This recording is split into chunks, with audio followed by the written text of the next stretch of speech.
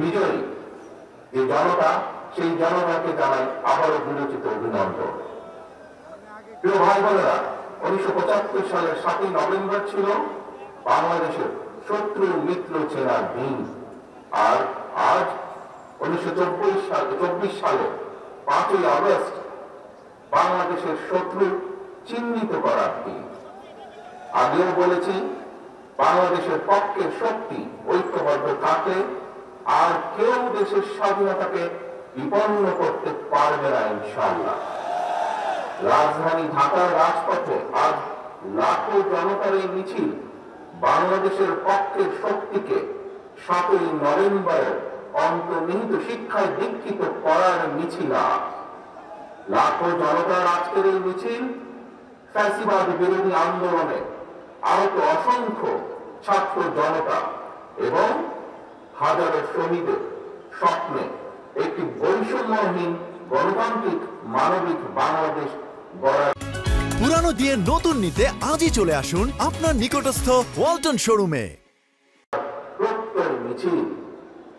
প্রিয় ভাই বোনেরা, বাংলাদেশের স্বার্থ বিরোধী অপশক্তি জেনে রাখুক, আজ রাজধানীর রাজপথের আজকের এই সমাবেশ কারোর বিরুদ্ধে প্রতিবাদের ঝড় তোলার মিছিল নয়, বরং রাজপথে লাখো জনতার আজকের এই মিছিল বাংলাদেশের স্বার্থ রক্ষার মিছিল, নিজের অধিকার রক্ষার মিছিল, নিজের ভোট প্রয়োগের অধিকার প্রতিষ্ঠার মিছিল।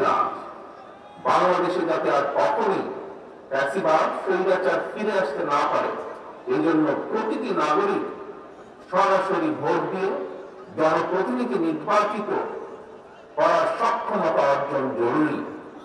জনপ্রতিনিধি নির্বাচিত হওয়ার জন্য স্থানীয় সরকার থেকে কেন্দ্রীয় সরকার পর্যন্ত জনপ্রতিনিধি হতে ইচ্ছুক ব্যক্তিদেরকে জনগণের ভোটের প্রতি মুখাপেক্ষী করা না যাবে ততক্ষণ পর্যন্ত জনগণ গণতন্ত্রের সুফল পাবে না।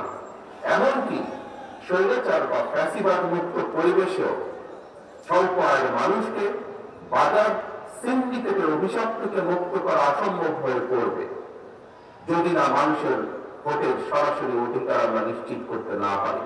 প্রিয় ভাই বোনেরা, স্বাধীনতা প্রিয় জনগণকে আমি একটি বিষয় আবারও স্মরণ করিয়ে সতর্ক থাকতে অনুরোধ জানাতে চাই।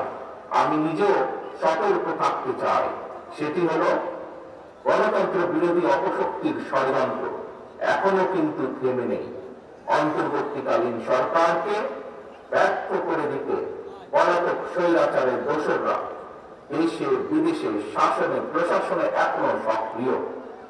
এই অন্তর্বর্তীকালীন সরকারকে কোনোভাবেই ব্যর্থ হতে দেওয়া যাবে না। তবে নিজেদেরকে সতর্ক করতে চাইলে অন্তর্বর্তীকালীন সরকার জনগণের প্রত্যাশা পূরণে কার্যকরী পদক্ষেপ গ্রহণ করবে। এটি আজ জনগণের চাওয়া।